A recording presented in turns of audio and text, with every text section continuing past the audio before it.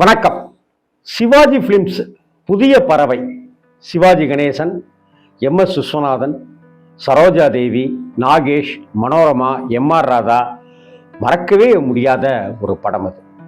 Sivaji films எத்தனையோ படங்களை தயாரித்திருந்தாலும் புதிய பறவைக்கு கூடுதலான ஒரு மகத்துவம் இருக்கு, கூடுதலான ஒரு சந்தோஷம். என்ன அப்படின்னாக்க, சிவாஜி அவர்கள் தயாரித்த முதல் கலர் படம் புதிய பறவை.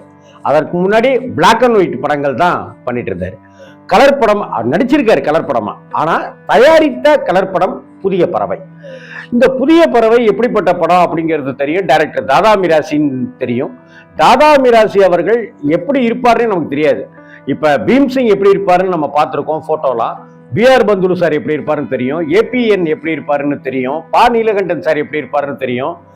ஏசி திருலோகச்சந்தர், டி யோகானந்த், எத்தனையோ இயக்குநர்களை நம்ம பார்த்துருப்போம். ஆனா தாதா மிராசி எப்படி இருப்பாருன்றதே நிறைய பேருக்கு தெரியாது. அவங்களுக்காக ஒரு தகவல் சொல்றேன். புதிய பறவை திரைப்படத்துல 2 காட்சிகள்ல ஒருத்தர் வருவார். சிவாஜியினுடைய தந்தையாக ஒருத்தர் நடிச்சிருப்பார்.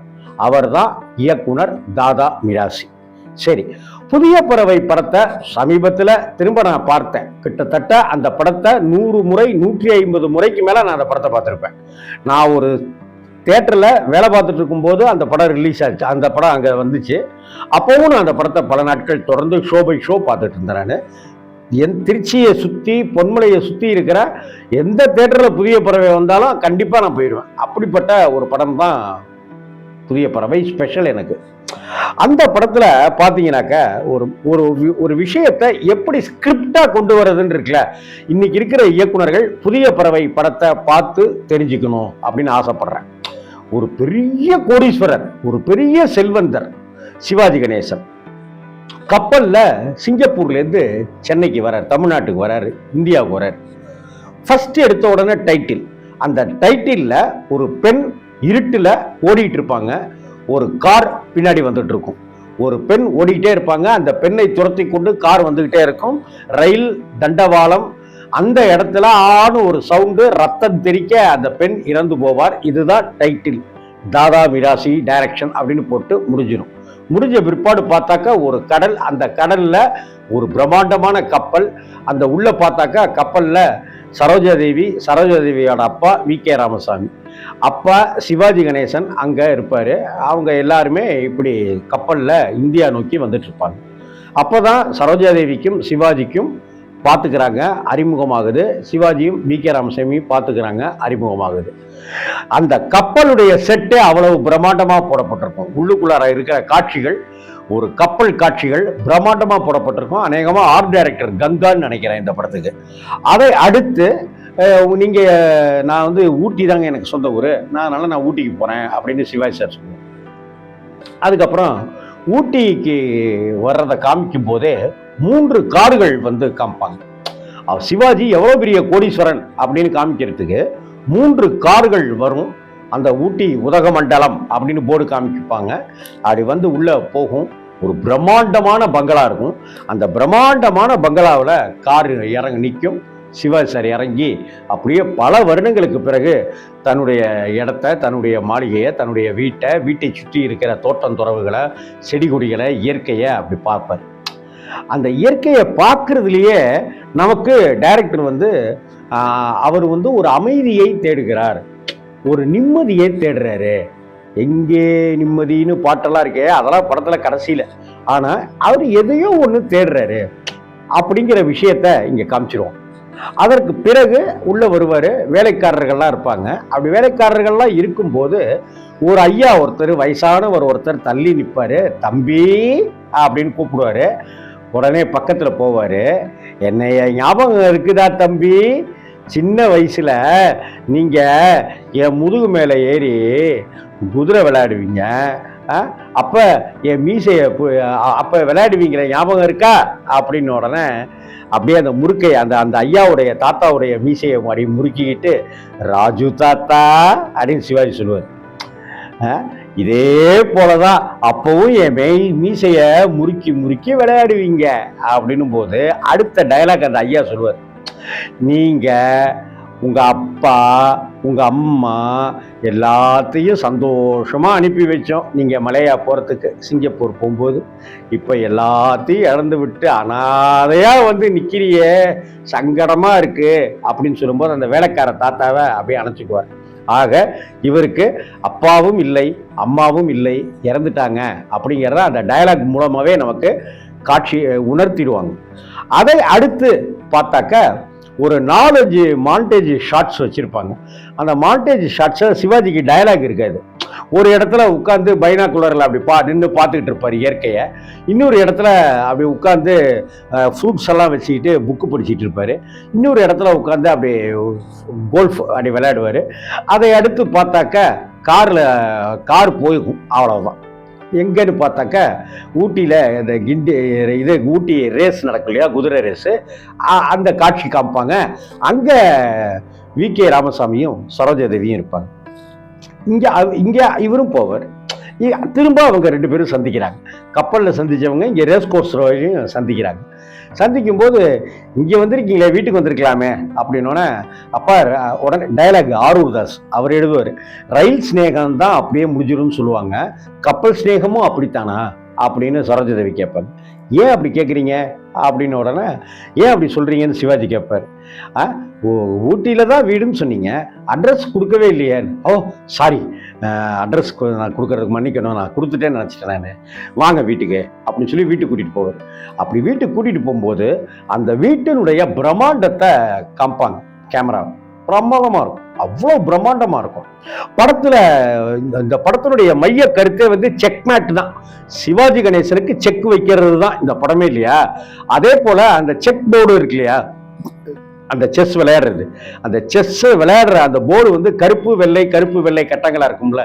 கிட்டத்தட்ட இந்த பங்களாவினுடைய தரைப்பகுதி அது வந்து ஒரு கருப்பு வெள்ளையாகவே இருக்கும். ஒரு செஸ் போர்டு கட்டம் மாதிரியே வடிவமைக்கப்பட்டிருக்கும். இதெல்லாம் ஒரு டைரக்டருடைய ஒரு சிந்தனை, அப்படியாத்தான் பார்க்க வேண்டியிருக்கு. அப்போ இந்த வீட்டில் எத்தனை பேர் இருக்கீங்க, இந்த உங்கள் வீட்டில் வந்து சாரி உங்கள் பங்களாவில் பேலஸில் எவ்வளோ பேர் இருக்கீங்க அப்படின்னு வி.கே. ராமசாமி கேட்பாரு. அப்போ நான் ஒருத்தன் தாங்க இருக்கேன். என்னங்க இப்படி சொல்லிட்டீங்க கோபால்? ஆமாங்க அப்படின்னோடனே, ஆமாம் நீங்கள் உங்களுக்கு கல்யாணம் அப்படின்னு கேள்வி ஆரம்பிப்பார். டக்குன்னு சிவாஜி சார் வந்து மறுப்பணுன்ற நோக்கம் இருக்காது.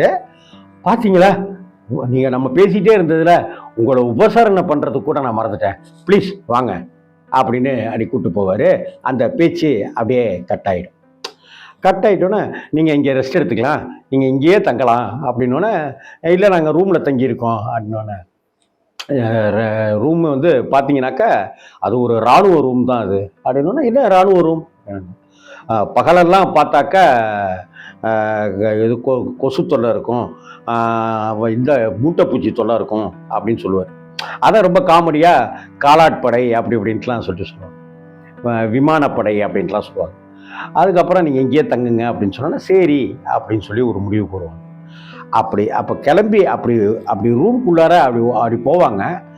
அந்த இடத்துக்கிட்ட டைரக்டர் தாதா மிராசி தன்னுடைய டச்சு, இந்த கதையினுடைய அடுத்த கட்ட நகர்வுக்கு கதையை அப்படி கொண்டு போவார். அப்படி எல்லாரும் உள்ளே போன உடனே அந்த ட்ரெங் ட்ரெங் ட்ரெங் ட்ரெங் ட்ரெங் ட்ரெங் ட்ரெங் ட்ரெங் அந்த டெலிஃபோனுடைய அந்த சவுண்டே வந்து நமக்குள்ளார ஒரு பீதியை கலப்பும். ஒரு மோசமான பயங்கரமான ஒரு மியூசிக்கை மெல்லிசை மன்னர் போட்டிருப்பாரு. அவர் ஹலோ கோபால் ஹியர் அப்படின்னு. கோபால் என்ன அந்த பொண்ணு கூட லவ்வா, அந்த பொண்ணை வீட்டுக்கே கூப்பிட்டு வந்துட்டியா அப்படின்னு. யார் நீ டக்குன்னு வச்சுருவாங்க. யார் அங்கே பேசியிருக்கிறதுன்னு நமக்கு காமிப்பாங்க. எம்.ஆர். ராதா பேசும். யார் அது அப்படிங்கிற ஒரு குழப்பத்தோடையே அவர் இருப்பார். ஃபோனை கட் ஆயிடும்.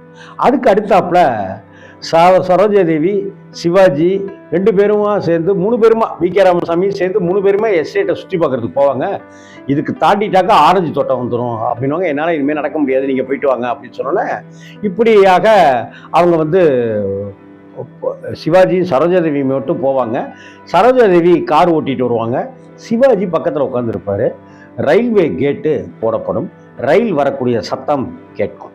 ரயில் சத்தம் கேட்ட உடனே சிவாஜிக்கு ஒரு பதட்டம், ஒரு பிபி, ஒரு வேர்வை, ஒரு மயக்கம், ஒரு கலக்கம் எல்லாமே வந்து அப்படியே தவிப்பார் சிவாஜி. டக்குன்னு சரோஜாதேவி, என்னாச்சு கோபால்? இல்லை ஒன்றும் இல்லை ஏன் ஒரு மாதிரியாக இருக்கீங்க? இல்லை கொஞ்சம் பிபி இது மாதிரி தான் சில சமயங்களில் எனக்கு ஜாஸ்தியாகிடுது, டாக்டரை போய் பார்க்கலாம். இல்லை ஒன்றும் இல்லை, கொஞ்சம் நாளில் அது சரியாயிடணும், மாத்திரையெல்லாம் கொடுத்துருக்காரு, நான் சாப்பிட்டுட்டு தான் இருக்கேன், சரியாயிடும் அப்படின்னு சொல்லி அதுக்கப்புறமா வீட்டுக்கு வருவாங்க.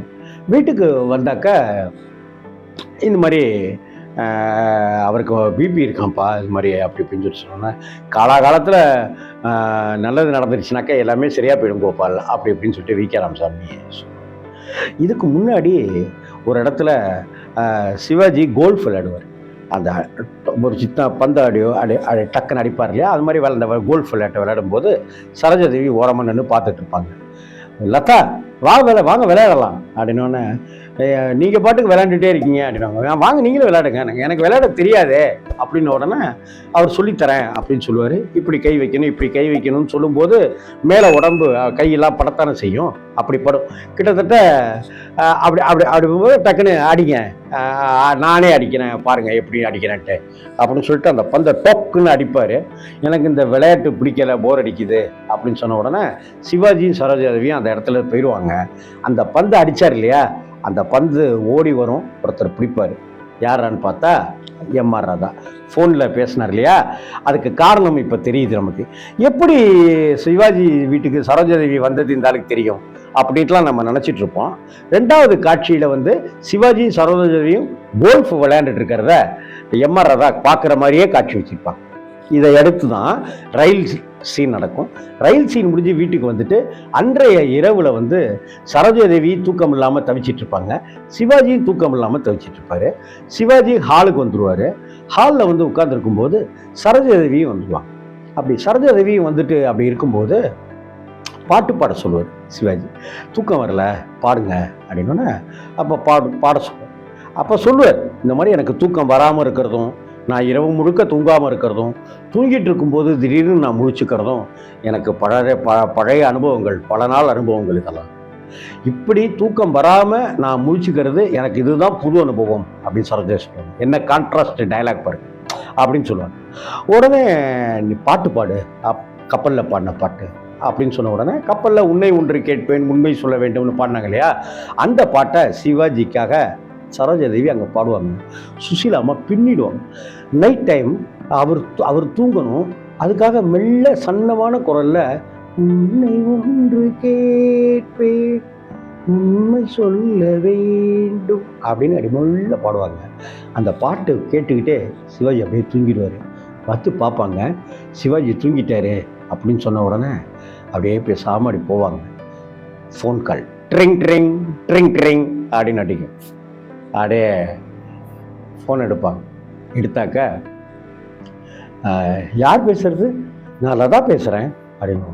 ஓ நீதானா அந்த மகாலட்சுமி, வீட்டுக்கு வந்த பொண்ணு மகாலட்சுமியா? என்ன பெரிய பணக்காரன்றதுனால வளைச்சி போடலான்னு பார்க்குறியா அப்படின்னு. ஹலோ ஹலோ அப்படின்னோடனே எம்.ஆர். ராதா ஃபோனை வச்சிருவோம். இதே போல் மூணாவது தடவை வந்து என்ன காதலா அப்படின்னு சொல்லிட்டு எம்.ஆர். ராதா கேட்பாரு. சிவாஜி அட்டன் பண்ணுவார். இது எல்லாமே எம்.ஆர். ராதா யாரு அப்படிங்கிற ஒரு சந்தேகத்தை நமக்குள்ளார ஏற்படுத்தும். கதையில ஒரு திருப்பம், ஒரு வேற இடத்துக்கு இந்த கதை நகர்றதுக்கான ஆரம்ப புள்ளி அந்த இடம் தான். அதுக்கு அடுத்தாப்புல எம்.ஆர். ராதாவுக்கு ஒரு சீன் வச்சிருப்பாங்க. எம்.ஆர். ராதா ஃபோன் போடுவார். நம்ம நினைப்போம் சிவாஜிக்கு ஃபோன் போடுறாரு போல இருக்கு அப்படின்னு நினைப்போம்.